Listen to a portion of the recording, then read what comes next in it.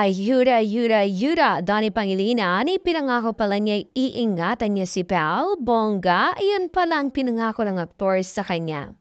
Kaya't pinapasok niya ang binata sa buhay niya. Nang aming nakausap ang aktres ay hindi daw siya binigo ng aktor dahil ang mga ipinangako daw niya nung naliligaw pa lang ay ginagawa naman niya ngayon. Ang aktor daw ay mayroong isang salita at doon daw siya humahanga sa binata.